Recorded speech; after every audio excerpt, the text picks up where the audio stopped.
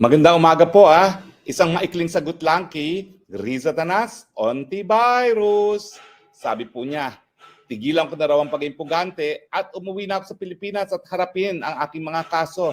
Well, ma'am, unang-una po, may definition po ang pugante. Ang pugante ay isang tao na umalis ng Pilipinas para takasan ang mga kasong kriminal na nakahain laban sa kanya. Ako naman po, matagal na akong umalis ng Pilipinas bago pa ako tanimang kaso. So hindi po ako pugante. Ano po ako? Well, ngayon po, ako po ay bona fide asylum seeker dito sa Netherlands. Napaka-importanting karapatang pantao po ng asylum, no? Dahil ito literally will mean the difference between life or death.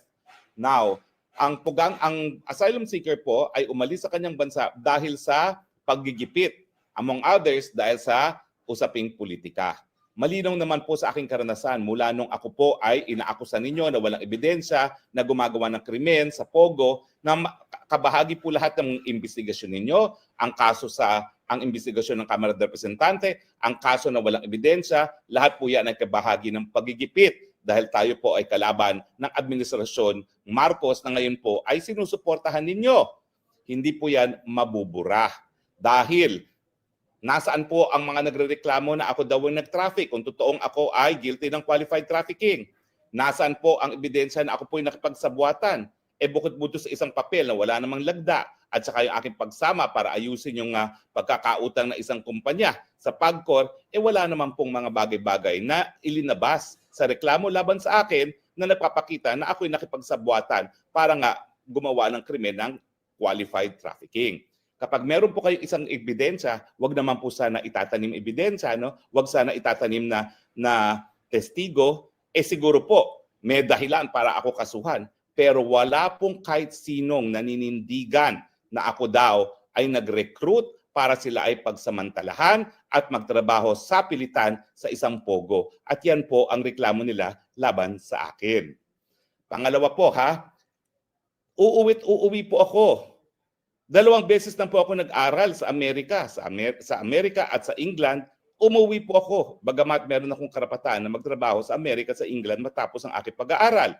2 beses na po ako nagturo sa Singapore at saka sa Amerika. Pero umuwi rin po ako dahil wala pong ibang kinikilalang bansa kung hindi ang bansang Pilipinas lamang.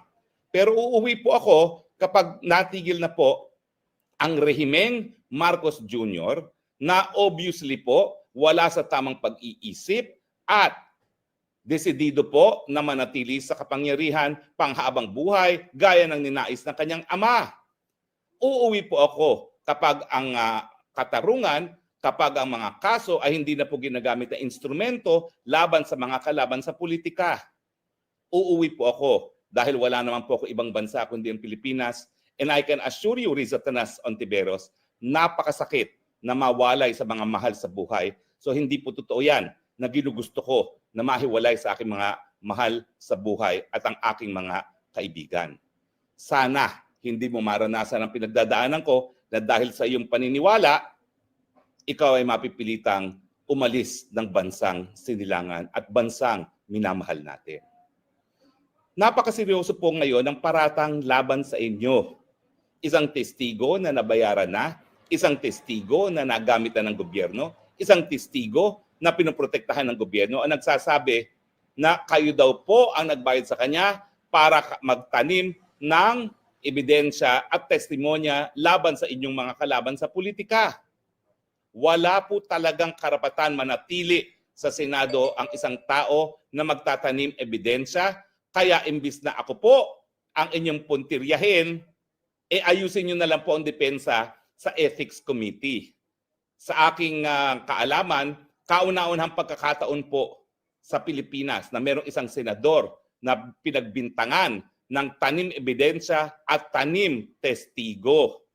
Sana po malinis ang inyong pangalan dahil hindi dapat ginagamit ang Senado para instrumento sa mga tanim ebidensya at tanim testigo para lamang sirain ang mga katunggali sa politika.